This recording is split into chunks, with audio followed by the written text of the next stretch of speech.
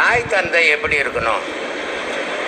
பிள்ளைங்களை அறிவுபூர்வமாக வளரணும்னு வளர்க்கணும், பணத்துக்காக வளர்க்கக்கூடாது. ஆனால் இன்றைக்கி நிறைய தாய் தந்தைங்க என்ன பண்ணுறாங்கன்னா பணத்துக்காகவே வளர்க்குறாங்க. அவன் பெரிய டாக்டர் ஆகிடணும், பெரிய இன்ஜினியர் ஆகிடணும், பெரிய வக்கீல் ஆகிடணும், நிறைய சம்பாதிக்கணும். ஆமாம், இந்த எண்ணங்களே தவறான எண்ணங்கள்.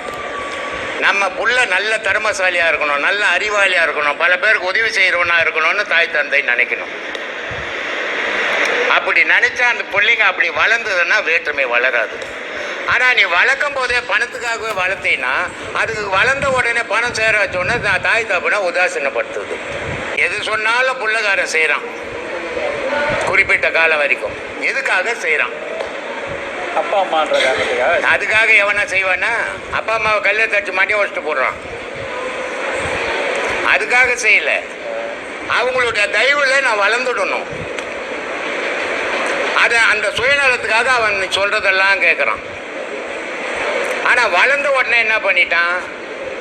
அந்த வளர்ந்த நினைவை மறந்து தன்னுடைய சுய நினைவை எடுத்து நான் நிறுத்திக்கிறான். நிறுத்திக்க போது அப்பா அம்மாவை உதாசீனம் பண்ணுறான். ஹாஸ்டலில் எடுத்து போய் சேர்க்குறான், அனாத ஆசிரமத்தில் சேர்க்குறான். ஆனால் நம்ம இந்த பூமிக்கு வந்ததுக்கு தாய் தப்பம் தானே காரணம். கடவுள் கூட 2ஆம் பட்சம்தான்.